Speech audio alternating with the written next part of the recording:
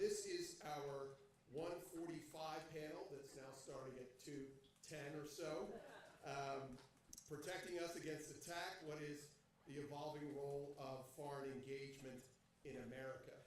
And as many of you know who have understood and followed the conservative movement, this debate here has been simmering for at least 40 years. And so, as with so many things with the current administration, how we understand what could be defined as a conservative foreign policy position has never been consistent, unless you take the time, certainly during the Cold War, where there was a unified conservative position fighting global communism. But with the fall of the Berlin Wall, in fact, George Nash wrote a great piece in the New Criterion recently talking about the history of the conservative movement. He called that anti-communism amongst those who may have had a more reserved foreign policy approach versus those more on the more aggressive side as the, quote, glue that held together the conservative movement.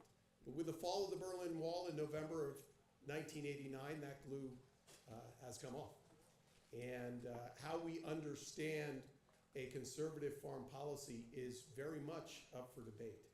And so in that, as we look at another format here of the conversation, this is going to be more of a debate type of discussion. And so happy to have Terry McCarthy, the president of the LA World Affairs Council, as our moderator. And so let's get right into it, and I'll throw it to you, Terry. Thank you. Thank you, Pete. Hello, everybody. When I think about the back and forth of U.S. foreign policy over the last 200 years, it reminds me of the story of the two guys driving home in their car, and the driver says to the passenger, I'm kind of worried about my turn signal. Would you ever stick your head out the window and tell me if it's working?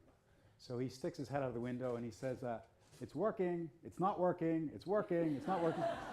So we sort of swing back and forth. We're going to talk about U.S. foreign policy and what a conservative view of that might be. I thought that we would start, I'm going to very briefly introduce our panel, but I thought we would start with a statement, and then we'll get their views on the statement, and then we'll sort of go to more specific issues. To my very far left is Ryan Williams, who's the president of the Claremont Institute. Next to him is Will Ruger, who comes to us from the Koch Institute. He's the vice president of research and policy there. Right to my right is Elizabeth Spalding, who's associate professor of government at Claremont McKenna College.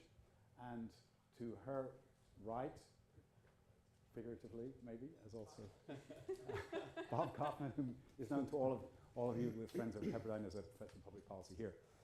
But I'm going to start with a quote from that pretty startling second inaugural speech of President George W. Bush, our 43rd president, which he gave in January 2005. And in that speech, he said, "The survival of liberty in our land increasingly depends on the success of liberty in other lands. So it is the policy of the United States to seek and support the growth of democratic movements and institutions in every nation and culture, with the ultimate goal of ending tyranny in our world." Ryan, would you start? And I'm just going to move across here. Sure, Terry. How do you assess that statement? Well, first, I just want to say thank you. That's the first time anyone's ever said far to my left, as Ryan Williams, our president. Fun experience. Yeah, I think it's that statement is politically and prudentially insane in a way. And it's indicative, I think, of the power that Woodrow Wilson and liberal internationalism has exerted over our foreign policy for the better part of a century. And I think that's thinking our way out of that old way of thinking, which has sort of dominated both establishments, right and left, is part of our challenge today. And I would just point everyone, if you haven't looked at it, we wrote in the Claremont Review of Books, and by we I mean a decent bit from Mark Halperin and Angelo Codevilla. We were critical of the execution of the Iraq War and have been trying to figure out what a prudential realism, to steal the term from the national security strategy, should look like over the last decade. So, Will? Yeah, I mean, what's amazing about that statement is that it has a lot in common with revolutionary France, right? It's a radical notion that the revolution in France could not survive without everyone looking like revolutionary France. And so that meant constant war for the revolution. And what's interesting is that conservatives of a certain type have adopted this revolutionary fervor. It's very anti-conservative, if you will. And so what I think is that we need to use the kind of lamp of experience. That's what conservatives really need, right? That's what Patrick Henry talked about, is that lamp of experience and applying it to the world and seeing the world as it is, not as we maybe would like it to be in an ideal, and to say, hey, let's try to kind of trim the sails here or there. And what we've seen over the last 15 to 25 years is that American foreign policy has provided us with this lamp of experience, and it hasn't been working at making us safe. And that's why we need a new vision for foreign policy. We need a vision of greater prudence, of greater realism, of greater restraint in how we use military force abroad, and that's really what's going to help make us safer and more prosperous. And just go into some details. These are not boring details. These are the things that are necessary for us to understand where we ought to go. We have to look backwards. Iraq has been an absolute disaster. 4,000 American killed. Trillions of dollars spent there on this project, and we have not met our war aims. Sure, Saddam Hussein is no longer in power, but that wasn't the only war aim. Libya in 2011, an absolute disaster. Governments there is basically non-existent, or maybe we have multiple governments or people trying to be the government. We have arms flowing out of that country, destabilizing places like Mali. Terrorists flowing in, helping ISIS. You have an example to the world of what not to do if you're a country that might be thinking of nuclear weapons or getting rid of them, like in North Korea. You have the Libyan model that John Bolton talked about, which is, to me, it looks like you have the head of your country being killed in a drain pipe. So that's not really going to help us with counterproliferation. You have Afghanistan, a nation-building project that was ultimately called a bleeding ulcer by General Stanley McChrystal. You have the problems in Yemen. You have the problems in Niger. I mean, you could just go forth and see all the problems we've had from a foreign policy that really doesn't make a lot of sense for keeping us safe. And again, I'm not a kind of naive pacifist. I'm a realist. We have to have a strong national defense, second to none. We have to be engaged in the world. I mean, you might hear people on this panel or from the crowd thinking, well, is this isolationism, a desire to be more restrained in the world? Far be it. We should be actively engaged in the world with diplomacy. We should have a fully staffed State Department. We should be engaged in terms of international trade. But we should be careful about how we use military power, because it doesn't work when we try to do these nation-building projects, when we try to remake the world or remake a region like the Middle East. And we need to do what makes us safe, not some kind of revolutionary idea like the French Revolution itself. Elizabeth? Mistakes in domestic policy can be very serious. Mistakes in foreign policy can be deadly. So I think that the quote that you give us from Bush's second inaugural shows what happens when you're focused more on the ism and the abstract. And by its very nature, foreign policy just doesn't work unless it's not abstract. It has to be more practical. That doesn't mean it's not based in principles. And so we have to ask ourselves, what principles do we think we should be espousing and putting forth in U.S. foreign policy? And so I would say, and hope we can talk about more, what's America's purpose in the world? What are its goals? How does it define its national interest? And those are questions we should actually start with as we look for a way forward for U.S. foreign policy. Oh, agree with all that? The words that Terry read, and Terry will show that he's a panelist thinly disguised as a moderator. I've already had that experience pleasantly on Tuesday night. The words that Terry read were paraphrases of what Ronald Reagan said at the American Enterprise Institute in April of 1983, so they did not originate those words with George Bush. I think you have to make reasonable distinctions. If you take George Bush's statement as a categorical, unqualified statement, it's dangerous. If you take the opposite as a categorical position, it may even be more dangerous. The question is, when and in what circumstances does the fate of our liberty depend upon the condition of liberty and tyranny abroad? And historically, in some cases, it has. Nazi Germany was a case where what happened there was a threat to us here, and eradicating what happened there essential to our freedom here. As Harry Truman and Ronald Reagan emphasized, the same goes with the Soviet Union. We would have an existential threat as long as the Soviet Union remained, to use the words describing the New York Yankees, the house that Lenin and Stalin built. There are threats today that will be exacerbated based on the nature of the regimes threatening us. So we can't categorically say when or when not it is prudent to see the extension of liberty elsewhere as essential to our own. And finally, even if you draw a linkage, how and when you promote liberty depends on the circumstance and a reasonable prudential judgment. Sometimes it's by example. Sometimes it's by alliances like NATO that prevent tyranny from arising. And sometimes, in the case of existential threats, regime change has been a goal of the United States in war since the Mexican War, as Nadia Shadlow documented. And oftentimes, the failure of war is not going to war. We should have fought World War I. The tragedy is that we lost the peace by leaving too soon. So to quote my local heroes, the Beach Boys, you want a world in which the bad guys know us and they leave us alone?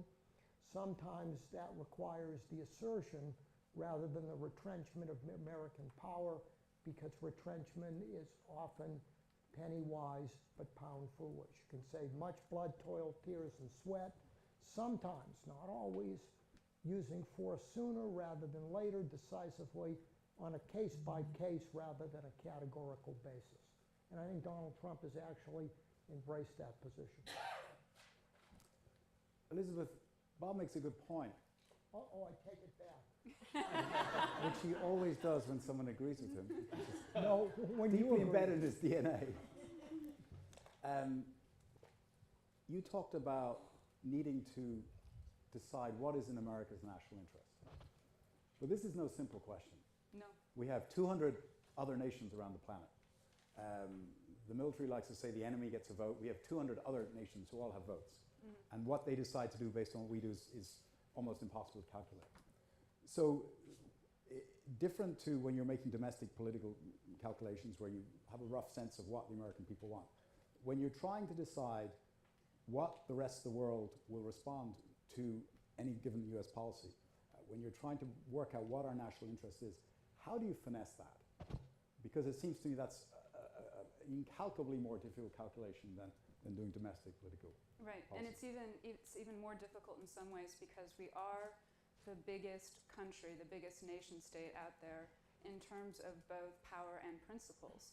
So we are going to be, whether in the days of not so long ago, we were the hegemon, we were the leader of the free world. Now, at least everybody will agree that we're the primary power, it's primacy, relative decline, but still ahead of everybody else. And so that makes it incumbent on us to understand even better what we're doing and why in the world.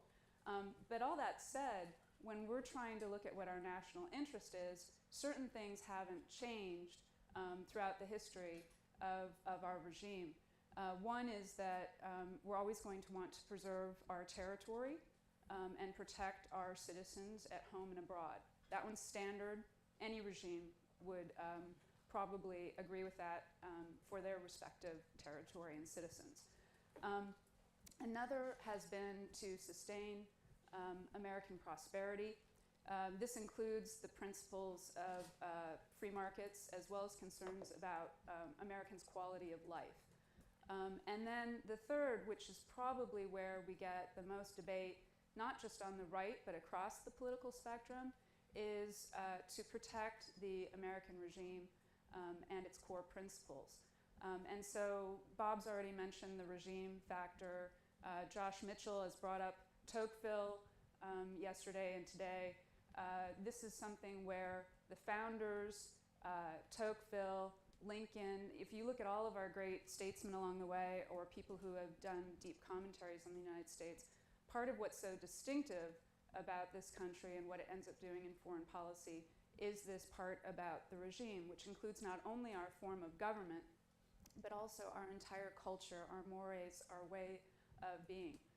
So I'll have more to say, but I wanted to put that out there so then we can have more of a discussion about your very important question. Will, you and I have talked about unintended consequences, second order, third order consequences. I am sure that when President Bush and his advisors talked about the invasion of Iraq, they didn't think, well, you know, if we work this out right, in 11 years we could organize ISIS. But that happened. And you can see a chain of events that led to that scenario. We went in, we alienated some Sunnis, then left, and that Sunni thing came back with a vengeance. Talk a bit about this danger of going abroad, seeking a monster of some description, and suddenly creating a completely different monster without even seeing it happening. Yeah, I mean, I want to agree with Elizabeth about that roster of interests, right? It's our territorial integrity, it's the conditions for our economic prosperity, and it's the nature of our regime. We want to protect that. And part of my argument for realism and restraint is that I think that something that is not restrained, that is not prudential, is actually destructive of those core interests in favor of things that, while might be nice if you could get them at a reasonable cost, are oftentimes expensive, and we oftentimes create things that actually harm those principles as well as our interests. And part of this goes back, I think, to another kind of conservative stalwart. I mean, I love Tocqueville too, and a lot of the other people we've mentioned, but we haven't talked as much about Friedrich Hayek, and he talked about the fatal conceit, right? This notion that you can structure the world as you wish. And oftentimes that's led to all these problems. I mean, Josh Moravchik has written a good book about socialism, the decline of socialism. We've seen all kinds of examples in history where well-meaning, well-intentioned ideas try to kind of overcome the constraints of the world, whether it's Great Society or the New Deal, I would say, if you went to lunch, in which they really didn't take human nature seriously, really didn't understand the limits of what human action could give us, and therefore got something that was quite problematic. And I think that's what you saw in Afghanistan when we went to Helmand and we talked about bringing government in a box, right? Every conservative should have been horrified by this notion that you could bring government in a box, because we don't want to bring government in a box to our neighborhoods. So why do we want to bring it to other neighborhoods, right? Sure, we want security, but all the kind of ways in which you can use government for these idealistic creations are going to often cause unintended consequences, and that's what we've seen around the globe. And so fundamentally, we need more humility in our foreign policy because we know unintended consequences. And I shudder to do this, but to quote Don Rumsfeld, right, there are unknown unknowns out there. And you can't, by definition, know those. And so you can't design a kind of Swiss clock foreign policy. And unfortunately, we often try to do that. And it doesn't fit together because the enemy gets a vote, friends but not allies get a vote, and even allies that don't agree with us get a vote. And you just can't create that kind of clockwork arrangement. Ryan, allow me to push this a little further. George Shultz famously said, we should use force when it should be used, not when it has to be used. Because if you wait until it has to be used, the chances are you're going to have used a lot more, and the cost will be much higher. Clearly, the world is a nasty place, and there are going to be occasions when the United States is going to have to use force. I think the Second World War is a prime example of that. How do you weigh that up? Again, with this problem that you're trying to look forward into the future. We are quite clearly the primary power in the world. We're certainly militarily, we're way ahead of anyone else. But how do you make that decision? Now is the time to go, or now is the time to hold back? You mean how do you be prudent and statesmanlike? Yeah, that's the perennial question. Right. And I think... don't feel under any pressure. No, that's fine. To quote a mentor and teacher of Elizabeth's and mine, Bill Rood, you run the show or the show runs you. That was his mantra about American foreign policy, or foreign policy in general. I think, the primordial grand strategy of the United States, or the goal, should be securing our peace on our terms. It will help us advance the goals that Elizabeth was talking about. A country constantly at war in a kind of quasi-imperialistic way is one that soon loses its own form of government. And I think the off and on, willy-nilly, endless war of the last half century has proven that that wisdom correct. I just wanted to pick up on something that Bob Kaufman said and agree with it, which is to say there are no categorical ways of going about the business of foreign policy. But Bob's point about regime change for Nazi Germany and the context of World War I is interesting because some would argue, and I think there's a compelling argument to be made, the regime change necessitated by the monstrous tyranny in Nazi Germany may have been the result of a Wilsonian approach to World War I in the sense that that war was grinding to an armistice. And then we came on close to closing. And Wilson decided to turn that war into the messianic spread of democracy for all time. It ended badly. It led to a resentful peace imposed on Germany, and I think arguably set the terms for the rise of Nazi Germany. Now, none of these things are ineluctable causal connections, and in history, historical counterfactuals are tough, but I think the losing sight of the connection between ends and means and the art of the possible in foreign policy is something we need to take greater care of. And finally, I mean, the Iraq example is good. You brought up the fact that we went in, we knocked over some Sunnis, and then we left, and then ISIS rose up. If only we'd gone in and knocked over the Sunnis and handed the government over to the Shia. It's not really what we did. We went in partially de-Baathified, partially not, sort of arranged a modus vivendi between the two sides, left them both kind of in power, and then we left, right? So there wasn't really any sense of victory or accomplishment that we left there. We kind of came in, kicked everything over, gave them democracy in a box, and then left. And so it was that kind of haphazard and imprudent pursuit of foreign objectives, I think, is the biggest thing that we need to fix. Bob, you have views on Iraq? Yeah, and I have it tied into World War I, where Ted McAllister and Bill McClay gave a very important talk about the importance of history. And here's one. Ryan, your view of World War I is, I don't think, the dominant one now.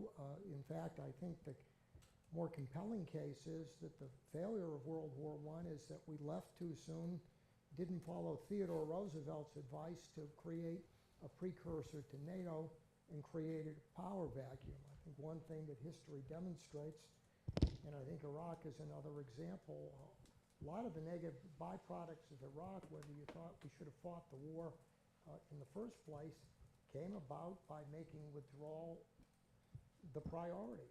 As late as May of 2009, Joe Biden said, whether we should have fought it, we had won it, and it was a great but provisional victory. You have to stay the course. The thing that is consistent to the success of what we did after World War II, when did we leave Germany? Not yet. When did we leave Japan? Not yet. When did we leave the Korean Peninsula? Not yet. Now, that means that if you're not willing to stay the course, maybe you should not fight the war. But if you do fight the war, and Clausewitz tells you you can win the war on the battlefield but lose the peace, any discussion of war should have as an integral part of it, are we willing to bear the burden and pay the price of an extended commitment, what Donald Trump calls in his very well formulated conditions for intervening in Afghanistan. He said, I quote, we're moving from an Obama time-based commitment, making withdrawal the priority, to a condition-based commitment where we don't leave until the job is done. And one of the problems of Libya, whether we should have done it or not, Obama admitted it, usually he doesn't, we left without any end game. Premature withdrawal is a disaster. And if you're not willing to pay the price of an extended commitment, maybe you shouldn't fight, but quite the opposite. Sometimes the extended commitment, a stitch in time saves nine. And the author of the theory of preemption in the 20th century is Winston Churchill, who advocated it multiple times, rightly in my view. We're limited time, so I want to get on to some other subjects. I know Will is straining to say something, make him work it into your next answer. But Elizabeth, I wanted to ask you about conservative policy making, foreign policy making in regards to major nations. I'm thinking specifically of China and Russia. So it was a Republican president whose idea it was to open to communist China after the 1949 revolution. It was Nixon who decided to send Kissinger and make some détente with China. It was a Republican president who presided over the fall of the Soviet Union and left us with the end of the Cold War. Today, we have a Republican president who has a tortured relationship with China. He is clearly trying to make some impact on their trade policies with us and their stealing of our intellectual property. But at the same time, he needs China for North Korea. He's also just opened up an avenue to Putin in Russia. And the strategy there seems to be to reverse what Nixon did with Mao, maybe put some pressure on China using Russia. Is this going to work? So part of why Nixon did what he did was out of philosophical reasons. Kissinger and he were dedicated to a grand strategy that included détente. But part of it was out of necessity because Nixon thought that this was the way to respond to the dynamics of the time, including financial, including economic, and what the United States could or couldn't do. Because in foreign policy, you always have to think about limits. You always have to think about how you don't have all the resources in the world that you would want, and what do you do with it. With Reagan and then Bush 41 and the Russia example, the Soviet Union example, it's far different because that's coming from a position of strength where the United States had built up its defense. And I don't mean that just in the military sense. Earlier we were talking about force. When I think about defense, when I think about strength, I look at it in a multifaceted way. Any president, including this president, will be more successful if he has all elements of strength at hand that he's using. So that would include the political, the diplomatic, the economic, the military, the moral, you name it.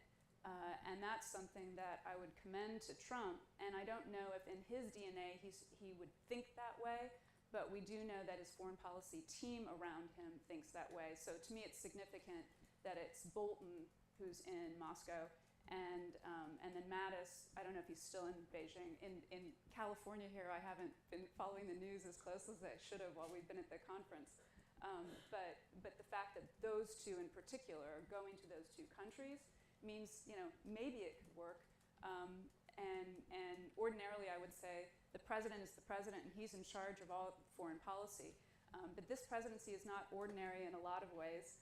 And one of the ways seems to me in this foreign policy team that he's put together, and they all seem to be doing their work very robustly, and that would include Nikki Haley at the United Nations. So I'm going to turn to Will, but we first advertised that Bob Kaufman is under contract to write a book about Trump's foreign policy team, so all will be revealed in the near future. Will, our largest trading partner by far is China, but we are apparently more accommodating now of Russia, which stands for nothing that we stand for, run by an autocrat who doesn't have an economic plan, whose nation is almost self-destructing under our eyes. The death rate of Russian males in particular is going down to sub-Saharan African levels. They produce nothing except for oil, gas, timber, and some military stuff. Vodka? And some vodka. Is this a reliable and a prudent foreign policy to reach out to this man who is clearly mostly interested in power for himself and his cronies and doesn't really have, unlike the Chinese, you may or may not agree with the Chinese plan, they clearly have a plan and they're carrying it out very successfully. I don't know there's a plan there, and my point is, can you negotiate with somebody who doesn't really have a plan? I mean, we live in a world of lots of different types of regimes, many of which are bad, right? So Kim Jong-un is a terrible man with a terrible regime. Putin is not exactly the guy you want as your next door neighbor. You don't want him dating your daughter. If you think about Maoist China, right? Maoist China was a place where they killed millions of their own citizens. Think about Stalin in the Soviet Union. He became Uncle Joe so that we could defeat the Nazis. And so what I'm trying to point to here is, look, we can't change the rest of the world by ourselves. We don't have the number of people or the amount of money necessary to do that. And we don't, it's not worth it. But we do have to deal with them if we can't change them. And that means you have to talk to each other, because that's how you're going to be able to get the things you need to without actually using military power. Now, you're not going to get everything you want, but to quote the Stones, you get what you need. And we got that with Nixon and Kissinger and the opening to China back in the 1970s, in which today you hear people saying like, man, they're justifying the Kim Jong-un regime by just meeting with him. This is a terrible, ridiculous thing to say, because we didn't justify Maoist China by trying to win the Cold War by having this opening to China. We were just trying to do what was in our interest to keep us safer, and that's smart. And so I think when it comes to Russia, we shouldn't fool ourselves. It's not a good place. It's a declining country. We spent more on an OCO budget, the overseas contingency budget, than Russia spends in a year. They spend 10% of US military spending every year. It's not the big bear of the Cold War. We should be talking to them. Now, we don't want to give away the store, but we have to be, I think, realistic about what the world looks like, and that means talking to people. Ryan, I'm wondering if I can bring you in on the transatlantic part of this. Okay. It's a fact that seems to have gone unnoticed recently. Our biggest overall trading bloc, if you like, not country by country, but bloc, is still the European Union, bigger than China. And yet, our relationship with Europe now is not very healthy. The Europeans don't understand us. We don't seem to understand them. They don't want to pay for their defense. We've, not just Trump, Obama, and even before him Bush have made the point, you guys need to pay a bit more. And they're facing this guy, Putin, right on their border. Putin is not really threatening us so much. It's Europe that has to face this guy. What's going on there, and how can an American foreign policy, conservative foreign policy, bring these guys back on board? Because we kind of need them, it seems to me. You mean the Western Europeans? Yeah. Because not all of Europe is not understanding us, right? I mean, there's Poland, Hungary, but they're not enough, of course. But the power makers. Sure. Well, I think a start would be the start that President Trump made, which is to try and get them to shoulder a little more of the burden for NATO. Another start would be kicking Turkey out of NATO, which makes no sense. Now, you asked, the previous question you asked was interesting. You asked whether we can deal with someone or negotiate with someone who doesn't have a plan. You meant just economically, Putin? Effectively, Yeah, yes. yeah. I mean, I understand the nationalist Sure, thing, yeah. but this is not a man who has a plan to advance his nation, seems to me. Oh, I think he's been advancing his nation's interests pretty well the last decade. You don't? Well, he's impoverishing them. The Russian people don't seem to think that. Now, it's continued on the oil price going up and down, but right now... No, fair enough. I think, but the one answer to can we negotiate with such a man, I mean, Bibi Netanyahu certainly thinks that one can negotiate with Putin and has reached a very interesting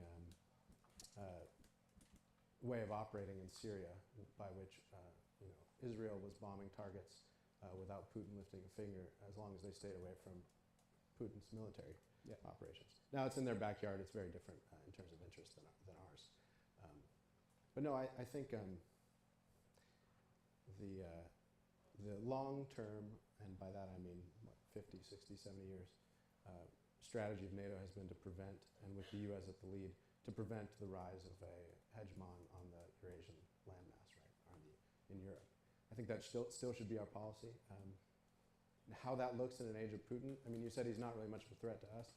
He still has quite a large nuclear arsenal and many more tactical nuclear weapons in his theater than we do. We no longer deploy them there. So I don't know quite where that leaves us. I think it would consist of shoring up and continuing to court relations with people operating in his immediate shadow, which we are doing, and then finding. It might be intractable for a certain amount of time to come with Trump and his style, and the parts of Western Europe that seem unable to understand him or understand the current moment in U.S. foreign policy. So I don't see any immediate solution to that problem, but I agree with you. The abandonment of Western Europe would be untenable for long-term American strategic interests. So I know there's demand for questions from the floor, and we're trying to keep to our schedule. So we have some microphones, I believe. And if anyone has a question, if you could make yourself known to the microphone carrier. Before we get those microphones out, let me just ask, Will, let me ask you the Rwanda question, if I may. The early 90s, 94 I think it was, hundreds of thousands of Tutsis killed in a country that effectively could have been controlled by a company of Marines, had we so decided, or UN peacekeeper. Nothing was done. Clinton later said it was the biggest regret he had from his presidency.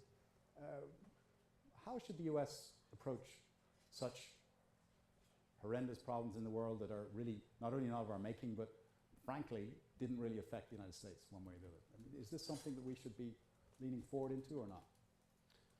Well, I think we have to be prudential when we get into thinking about whether to intervene in these types of issues. I mean, you think about Syria.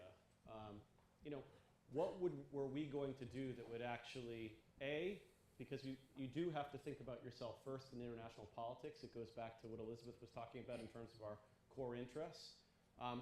But B, you also have to think about how can you help those you're ostensibly trying to help. And sometimes when you get engaged, actually, you can make things worse for the people there. Clearly in Iraq, where we've killed, over 100,000 Iraqis have died in this conflict, where the economy has been shaken to its core, where there's just been destruction, that hasn't necessarily helped people there, even though the Saddam regime was engaged in some horrific things.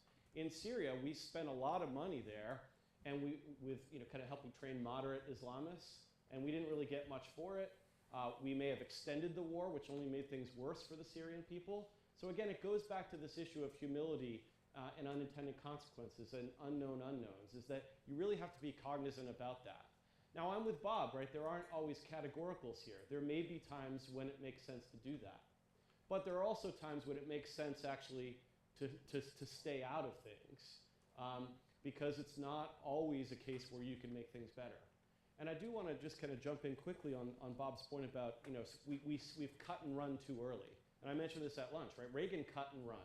And that was the right thing for America to do in Lebanon, despite the fact that we had had our Marines killed by the Hezbollah folks there. And in Afghanistan and Iraq and other places, you could stay forever. And the question is that really necessary for us?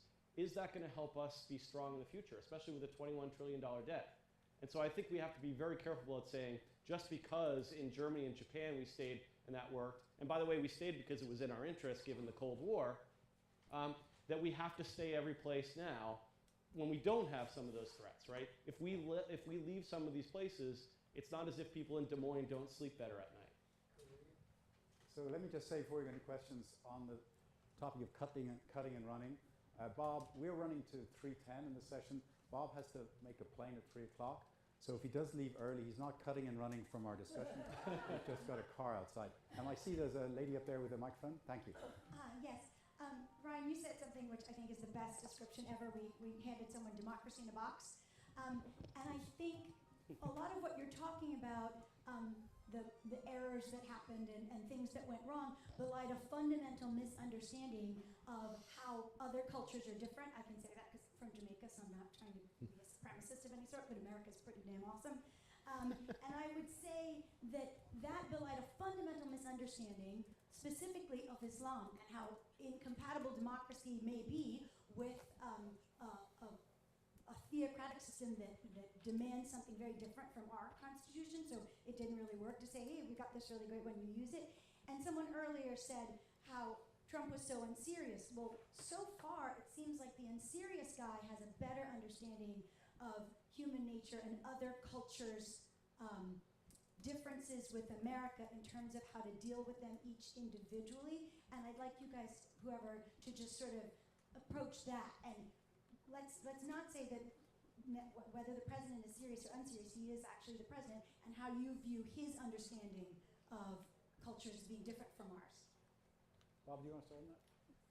Yeah, I think the place to start, and when you talk about President Trump, it's always qualified. This is not a man like Ronald Reagan or Barack Obama who has a very well-defined public philosophy. I go to James Mattis's statement, defense statement in January of 2018, whereas I would say what was attributed to Mark Twain about the musician Wagner, it's better than it sounds. If you read what Mattis actually says, which I think is first rate, he ranks 4 dominant threats based on a combination of ideology and geopolitics. He ranks China as the #1 threat. Russia is #2. North Korea is #3. Iran is #4.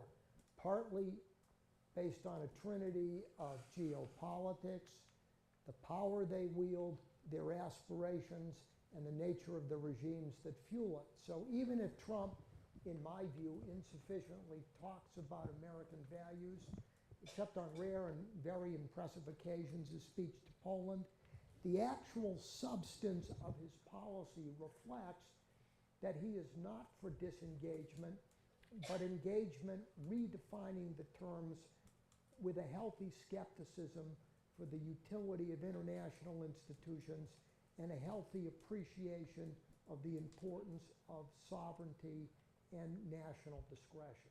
So I don't think it's that simple that Trump in practice is somebody who is unconcerned about the nature of the regimes threatening us internally. I would just add to that. I don't think he thinks of it necessarily, though, in culture terms, even though he's proved to be quite an astute student of aspects of American culture, right? So for him, you see more of his self-trained approach to politics come out in foreign policy, where he himself wants to know, okay, what's going to be the deal? What's my role in it? How am I initiating it? I'm the CEO. I'm the one in charge. I'm going to have other people work out the details. My people who work for me. It's going to be beautiful. All of that kind of stuff. And that's how he's looking at it. So the adjective that was used in Washington all the time when Trump was elected and first president was transactional. And I do think that that will have staying power when people are writing analyses of him, histories of him in the decades to come, that will still come to the forefront, and that there's been an underappreciation of the elements of him being a businessman and how that comes out in his practice of politics, including foreign policy. That I would add to what Bob said here. And then in foreign policy, we're always having to talk about threats. You can't avoid threats. I mean, I'm all for peace. I like peace, but I want it defined a certain way. I don't want somebody else defining the peace for me, because often they're not going to be defining it a good way, right? So you have to talk about threats. And Trump does seem to have an appreciation, perhaps highly developed or highly instinctual or both, of threats. So. Greg's mentioned Stand Up Republic. I had a quick question. Will, you were discussing Russia in terms of sort of, it sounded like a very realist assessment of the situation, that we can't determine other countries' governance styles, but that shouldn't deter us from talking with them when necessary. And you cited Kissinger and China and Nixon. What do we need from Russia at this point? Because it sounded like the insinuation was sort of a justification for sitting down with Vladimir Putin at this point. I don't see any area where we need to negotiate with Putin at this point. Every area in the world where Russia has a stake, where we have a problem, is a problem that's caused by Russia.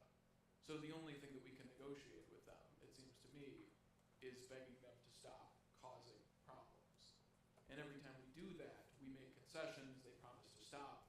A couple years later, they're right back at it again. They did it in Georgia, they did it in Kazakhstan, they've done it in Ukraine, they did it in Syria. So, Yeah, I mean, look, the most important thing we can get out of our relationship with Russia is that we don't get and spiral into a crisis that could lead to a conflict, because they have nuclear weapons. It's one thing that they do have that could threaten us existentially. And so what we want to do is we want to ratchet down that tension. Now, we obviously don't want the Russians to be interfering with our elections, and I'm not making a claim that Trump is the president because of Russia. I think that's pretty absurd.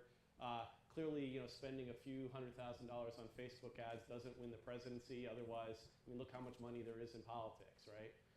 But the fact is that we need to ratchet those tensions down. Now, look, I'm not going to approve of what Putin has done in Crimea, but the fact is that Crimea was part of the Soviet Union, and we won the Cold War. Ukraine was part of the Soviet Union, and so was Georgia, and we won the Cold War without firing a shot. So we might like Georgia to democratize. We might like Ukraine to be more liberal and democratic. We might like them having all kinds of things. But what is necessary is a different story. And again, I think that when it comes to Syria, I'm not sure that what Russia has been doing there hasn't actually had an unintended consequence of helping put pressure on Islamists there, which again isn't a justification for what they're doing and how they're doing it, but it means that we don't need, for example, them to get out of Syria for our safety. We don't need them to get out of Crimea for our safety, or our prosperity for that matter. Yes, we do. Samuel Johnson described the second marriage as a triumph of hope over experience.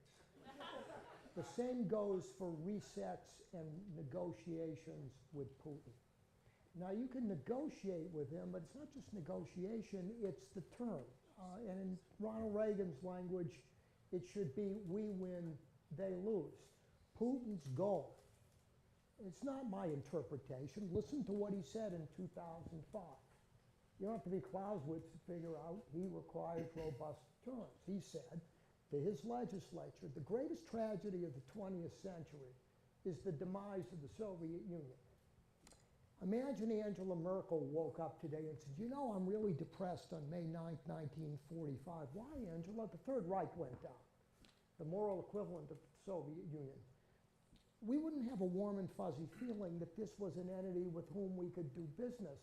And the other thing that's astounding here is all this affection for Nixon and Kissinger. I helped Nixon write his last book. Détente failed because it was unrealistically realistic, and Ronald Reagan rejected all of this gloom and doom, pessimism, the age of limits, reasserted American power, and proved Samuel Huntington's adage that actually we're more prosperous when we are confident, free, and robust than in periods of retrenchment like the 1930s and the 1970s and the Obama years, where freedom is in retreat and we're not doing very well economically either. So this idea of restraint as being prudent. And finally, how do you define prudence? Prudence is not caution, rightly understood. Thomas Aquinas says it's right reason about right things to be done, and sometimes prudence is decisiveness, not retrenchment, caution, or quaking in fear of tyrants. But Bob, let me challenge you just a second here. Yes, so with Reagan, sure, he wanted to have a strong military, and I think that all realists think we should have a strong military. I mean, I said at the beginning, a strong military second to none. He did, and sometimes you have to use it. But the fact is that Reagan was someone who went to Reykjavik and tried to work with Gorbachev. He was constantly meeting with the Soviet Union in order to find a way towards our victory, and we didn't fire a shot, right? Hey, right, towards winning. But winning was actually something that, winning doesn't mean that we have to use military power willy-nilly across the globe. And unfortunately, in the last 15 to 25 years, that's what this has meant, is that we're using military force first without thinking about the things Elizabeth talked about in terms of intelligence, police cooperation, economics, diplomacy. Will, you're having a senior moment, because 2 nights ago you told me that Obama spent too much on defense. Ronald Reagan said, I'll never sacrifice spending defense, 6.6% of the GDP, because the goal of the Cold War is to win rather than, to quote the mantra of détente, learning to live with tyrannies and authoritarian regimes. What, if I could just jump in really quickly, Bob, what would winning look like in Iraq? Because you brought up the interesting triple example, right, of Japan, Germany, and Iraq. Difference, I think, with the former two is that in Japan, I mean, the extent of regime change in both Japan and Germany have no parallel at all with Iraq. Two examples. In Japan, the emperor was divine. We made him renounce that divinity, and we wrote his constitution. In Germany, the overwhelming destruction of that regime was manifest to everyone there.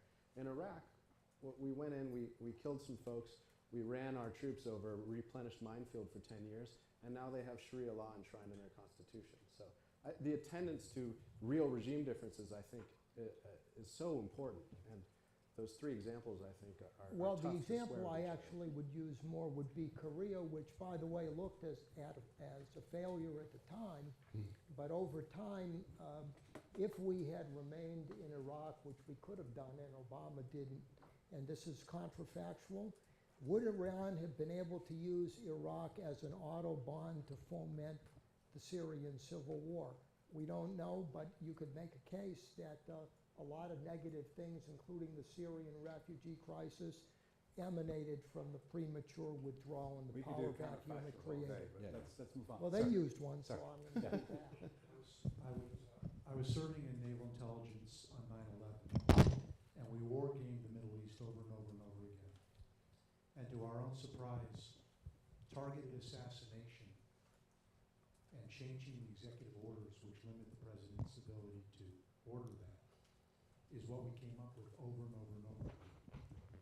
And the commander-in-chief has no problem ordering our special forces to do that against ISIS leaders, et cetera. Can I get any buy-in from the panel that we should lobby or suggest, recommend, there are prudential times when the president should repeal the executive order and instead replace it with an executive order? What treasure and blood and pain in this country, much less Iraq, would we have saved if we had simply assassinated Saddam Hussein? Who wants to take that? Ron, but actually, I agree, no, because we are a more open society than the regimes we're dealing with, and our leaders are more vulnerable to that type of behavior than other leaders, even with the most sophisticated. So you don't want to be the first one out of the gate as a matter of policy, and it also is something because the American people have to support what you're doing. It's very important that Americans think that we're doing the right thing and being in our self-interest, because Americans reject presidents either who neglect ideals or who are cynical about it. So, no, I don't agree with that. And by the way, the panel will improve. I have to go. Thanks for your patience. Who has the microphone over? Yes, thank you, sir.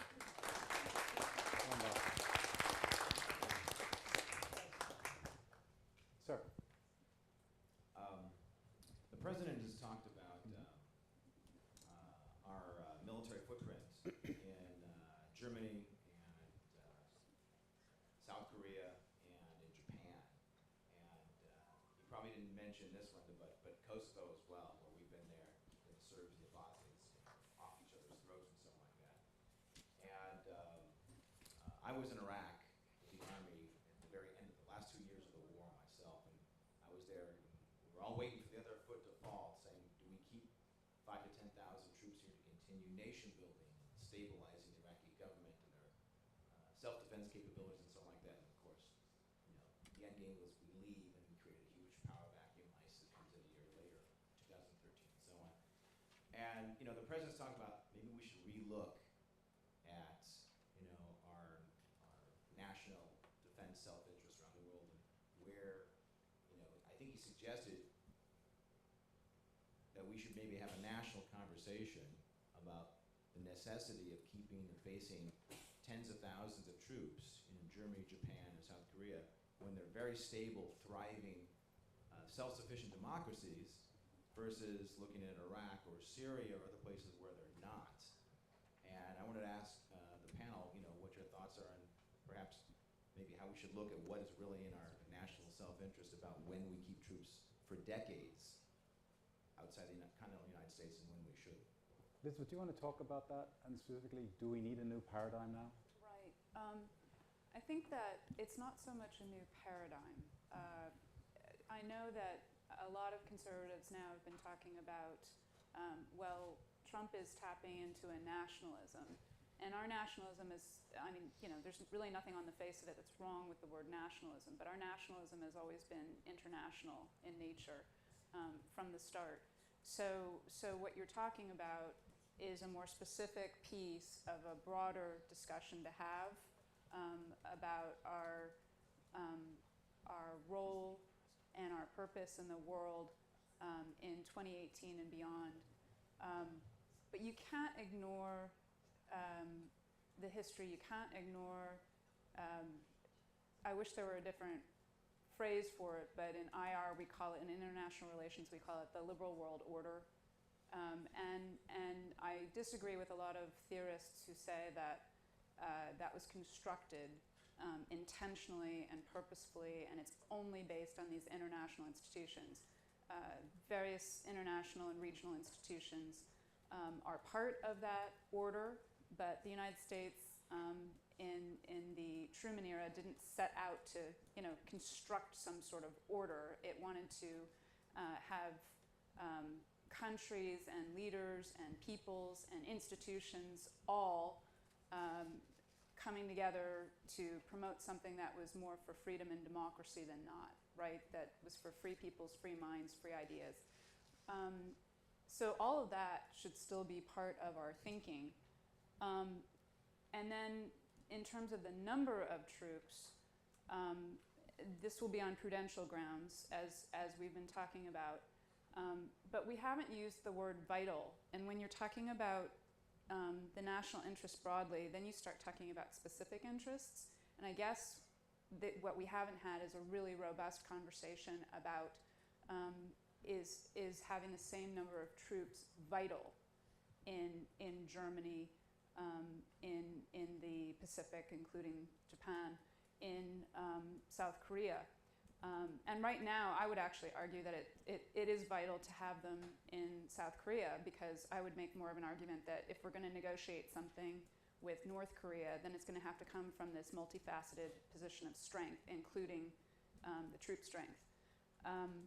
But you're right that you could have a conversation right now about how many troops are needed in Europe, in Germany. I would probably still leave them there, but I think we should have the discussion first, and have the discussion about all of Europe, because so much has already happened with respect to you know, Georgia and Ukraine and elsewhere. But I mean, if you talk to Poles and you talk to anybody from the Baltic states, they're really nervous because of what's already gone on and what Russia can do. But at least publicly, we're not having these discussions. And so I don't think it would be necessarily a new paradigm, because I don't think we should throw out what we have informally constructed and built over the last 70 years. It's worked more than not. Will, should we have 35,000 troops in Germany? I think the bigger question is the European countries combined have a bigger GDP than the United States. The European countries combined are more populous than the United States. So why is it that these countries are not living up to their obligations to help defend themselves? And even if we have shared interests, the fact is that they are not partners in this shared security. We also have very different interests. When the United States decided to go to war with Iraq, even though I disagreed with that war, and I still think it was a big mistake, just like John McCain does, the fact is that Germany did not go with us. So what are we getting out of this deal? They need to be sharing more of that burden and spending some of their taxpayers' dollars, and to spend, when it comes to things we need to do, to spend some of that blood in the same way that the Canadians and the British did, if we're going to actually be part of a shared security alliance. Sorry, you've It's been waiting for collective defense, not shared security. If I may dovetail both on this gentleman's comment and on Will's, I have two questions. I mean, what we're really talking about here is the burden of empire. We can call it nationalism, but for whatever reason, since 1945, the burden of empire, we're the global power, has fallen on us. And in 1890, Alfred Mahan wrote a book called The Influence of Sea Power Upon History. And it was really the consolidated wisdom of what the Americans had learned since the founding before about the power, the vitality of sea power. And one way of looking at this debate about troops abroad, et cetera, is that we've had a shift. we've moved more to a land power understanding of who we are.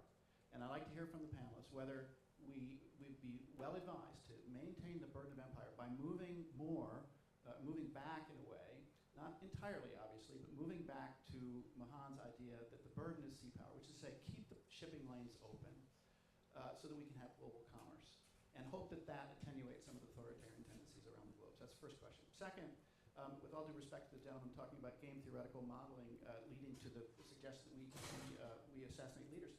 Look, let's assume that we have a burden to police the globe in some respects. The way we were able to do this was because out of the GI Bill came this thing called area studies in universities. And you had these incredible domains of expertise, and these faculty members, and my dad was one of them, would fly down to Washington, and they would talk to State Department and CIA and Pentagon.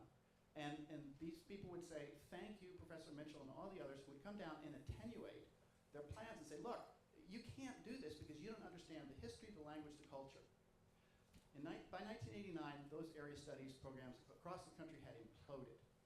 And in the social sciences, what happens when you have the development of game theoretical modeling, you now have an advance on, I put this in quotes, an advance on this, you've got artificial intelligence, and then the worst of things of all is big data, where you're no longer even looking for causation. You're simply looking for correlation. Assuming we have a burden to police the globe, how can we possibly do this without deep historical knowledge that we once had when the area studies programs were alive and well, and now we're doing mathematical modeling? This is preposterous. So I want to hear from the panelists whether, even if we have some obligation, whether we have the capacity to implement it with any sort of wisdom. Okay, let me just let our panel know this is going to be our last question because I'm under orders to finish this. And so if you all can think of what you want to end up with, the two questions in front of us are the burden of empire, and then how do you do this without deep area knowledge, basically knowing what you're doing. Ryan, you want to lead us off? Sure, yeah. I'm all for a larger Navy. It's not quite true that we've shifted to a land base. I mean, we are deployed all over the place, but if you talk to naval officers, I mean, the deployments are longer and longer. Our carrier groups are not sitting at home, and nor have they been lately. I would say, just to pick up on Terry's question about a paradigm shift, and I think it would hit the major strategic threats that Mattis outlined and Bob summarized, which I don't have any reason to quibble with, and that's finally developing a real, whether it be space-based or with better sensor technology, increasingly possibly drone-based ballistic missile defense, and missile defense in general. I think that could be a real game changer, and part of the reason that it's been avoided for so long is the hangover of theorists and game theorists who say it would be needlessly provocative to achieve superiority in missile defense because then the Chinese would build more and quickly, and same with Russia, et cetera.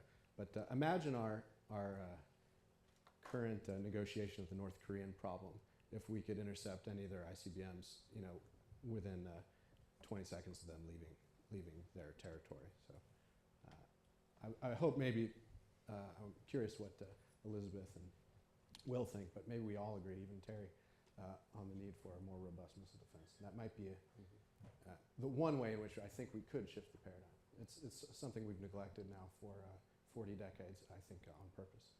Will? So I'm going to merge your question together and answer it in one way. I'm in the Navy. I'm an officer in the Navy, and I went to Afghanistan in 2008, 2009 in the Navy. And so I want a big Navy. I think it's important, and it's not because I'm a naval officer. I'm a naval officer because I think it's important. But the fact is that, yes, we did not have the kind of cultural knowledge we needed to try to do what we were trying to achieve. But the fact is that that's almost impossible to have. If I just planted anyone in this room who wasn't from Detroit in Detroit and said, hey, figure out who the power brokers are, you know, what are the mores here? This is our own country, and it's hard to know that, let alone trying to go to Helmand and figuring that out. Now, as far as this paradigm, I want to kind of paint a vision of two different worlds. One world is one that is dedicated to pursuing realism and more prudentialism in foreign policy. It would mean we avoid wars like Iraq and Libya. So 4,000 Americans that are dead now are alive. 100,000 plus Iraqis are. We haven't created a situation that spawned ISIS. That's the world that I see. It's one where there's less risky national security commitments. We aren't talking about Ukraine and Georgia joining the alliance and potentially getting us into a war, because alliances create what's called reckless driving by people that you're allied with. It's a kind of form of moral hazard. It's like, if you have airbags, you might not wear your seatbelts. The US would command the seas and the air, right? We would command the global commons with a strong navy. It is a strength argument. It's a realist argument. But we would also be fiscally healthier. We have $21 trillion in debt. That's a really big problem. And this is not going to get better. We're going to have to tax future generations to pay for this. We need to be more responsible. Right now, we're spending too much on military power, which is not to say we shouldn't have a strong military, but we don't need to be spending upwards of $1 trillion. If you include the $700 billion we spend on the baseline plus OCO, plus then all the stuff that we spend on kind of Department of Energy VAs, it's a lot of money. And we have to have burden sharing. Our allies, if we're going to have them, need to be spending more. That's realism and restraint. On the other side of that would be the status quo primacy approach. It's staying in places forever, even when it doesn't appear to be getting better. Afghanistan, Iraq, right? It means staying in places like Germany and allowing other people to spend 1.2% of GDP on defense while we're spending over 3% on it. It means more Americans have to go rebuild other countries. Remember Macron told President Trump, we need to build a new Syria? That's what they're talking about. Hell, I'd rather build old Detroit and make it a better Detroit than a new Syria. And I think we'll have less risk of a war with places like Iran and Russia. Okay? And if you think Iraq was hard, think about what it would take to do Iran. And I'm really worried that 2018 is looking like 1998 or 2002 when it comes to building the case for a war. And then lastly, I think we're going to have more debt and deficits if we're spending more. And you could say, yeah, it's entitlements. Now, of course, we heard earlier about how a lot of those entitlement programs are really good. But they're not going away if Henry's right and even conservatives love the welfare state of the New Deal. And that means that you're not going to be able to get a bargain where we'll spend more on defense and a lot less on entitlements. What we're going to get is log rolling. We spend more on defense, more on entitlements, and eventually, this is what happens to all imperial powers, is that they become weighted down with commitments and fiscal problems, and they can't get up off the ground. Okay. If you have the last word. Thank you. Are the challenges today greater than what we've faced in the past since we've become a great power, if not the primary power? So, say monarchism and imperialism, which we associate with World War I, fascism and imperialism again, which we associate with World War II, and communism and decolonization, aspects of both world wars, really, and also then, of course, the Cold War. They're different challenges, but I think that the United States, if it's going to remain the United States, it's still going to be smart and have solutions and think about things rooted in history, but how do we apply them to the circumstances that we're in today? So to go back to Josh's point, it can't be all Mahan, but looking at sea power is really important. And I would say that we should still spend the money, but we should spend it more efficiently.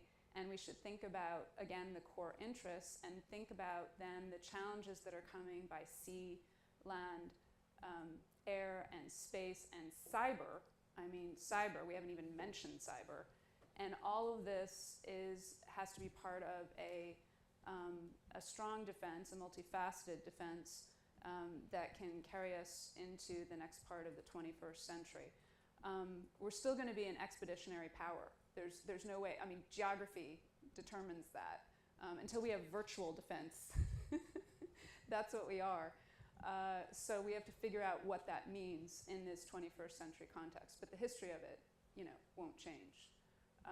I don't have any big solutions other than I think that we have to understand our history, not walk away from the last 70 years, the parts of the last 70 years that have worked well, a strength-based foreign policy that defends freedom where it is and holds out freedom to those who want it and don't have it yet, and then look for and support leaders who want the same for us and for our children and grandchildren. I love this robust debate. I thank the audience for your smart questions. I thank Ryan, Will, and Elizabeth, and Bob Kaufman, who's at 30,000 feet above us. Thank you all, and thank you.